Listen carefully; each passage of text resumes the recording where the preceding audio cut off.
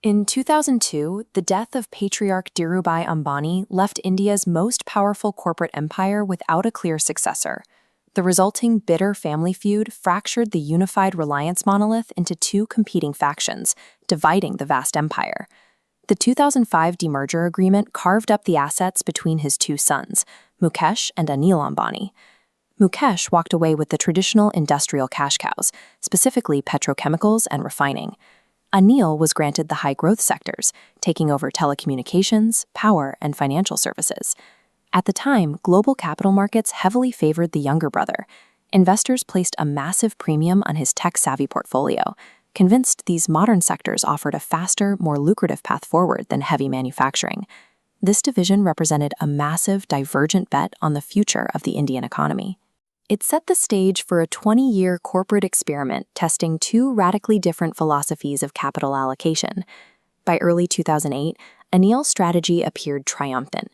His personal net worth surged to $42 billion, ranking him as the sixth richest person in the world. This chart illustrates the historic demand for the 2008 Reliance Power IPO. The company set out to raise roughly $3 billion. Investors threw $190 billion at them. The issue was oversubscribed 73 times, setting a global record with 5 million individual applicants.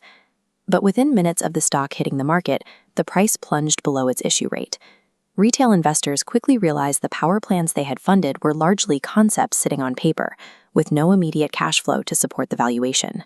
How does a conglomerate valued at $42 billion, armed with high-growth businesses, completely collapse into federal money laundering charges and claims of personal insolvency? The core of Anil Ambani's empire was Reliance Communications, or RCom. In the mid-2000s, it dominated the Indian mobile market and drove the group's overall valuation. This graphic maps out a catastrophic technological miscalculation. RCom heavily committed its early infrastructure to CDMA technology, but as you can see, the global market decisively shifted to the GSM standard, which rapidly developed a massive ecosystem of affordable handsets and a clearer pathway to high-speed data. To survive, RCom was forced to construct a redundant, dual technology network.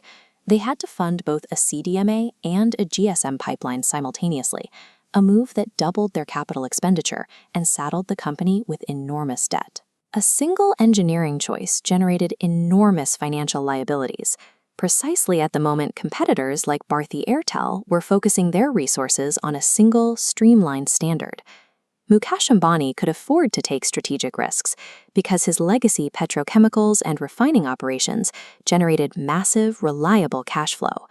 Anil Ambani operated without a cash cow, relying entirely on continuous debt financing and stock market hype to keep his projects afloat.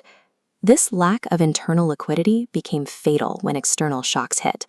A government intervention raised the price of natural gas, abruptly breaking the economics of several massive gas-based Reliance power projects and turning them into unviable white elephants that consumed capital without generating returns. Desperate for a turnaround, the group executed an aggressive pivot into the highly capital-intensive defense sector. They acquired Pipavav Defense, inheriting billions in existing debt to take over this massive shipyard facility, which quickly stalled under creditor pressure. This graph tracks the interest coverage ratio, a metric showing whether a company generates enough operating profit to pay its interest obligations. Across multiple ADAG firms, this ratio dropped below 1.0. They were bleeding cash. To service old loans, the group had to pledge more of their own shares as collateral, triggering a death spiral where falling stock prices forced lenders to sell, further destroying the conglomerate's ability to raise capital.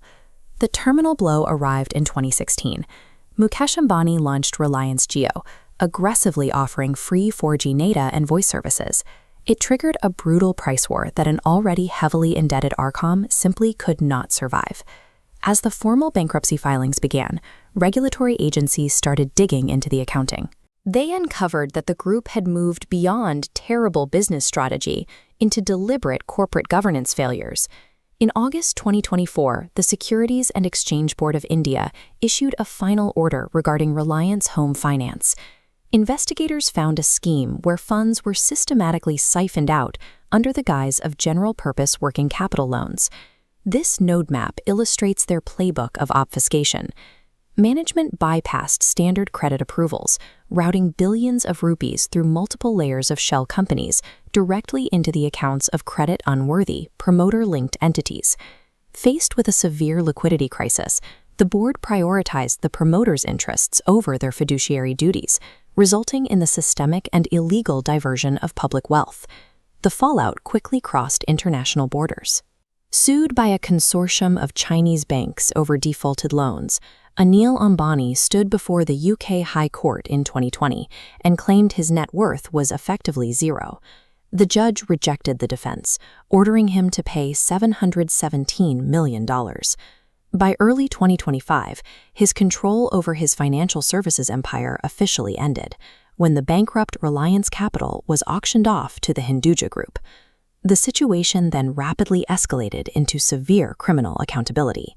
In April 2026, India's premier investigative agencies arrested two of the conglomerate's most senior, long-serving executives.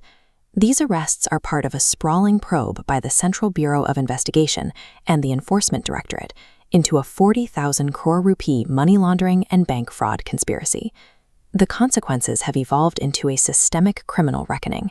Federal agencies are now focused on the specific mechanics of how 40,000 crore rupees were siphoned from the Indian banking system. Within this wreckage, his sons, Jai Anmol and Jai Anshul, are attempting to stabilize the remaining entities. Their approach focuses on aggressive debt reduction and a hard pivot toward renewable energy infrastructure. They have achieved some tangible success. By early 2026, Reliance Power cleared its standalone obligations with major banks, achieving a debt-free status that triggered a significant rally in its share price. The ADAG collapse remains a definitive postmortem of the promoter-centric model.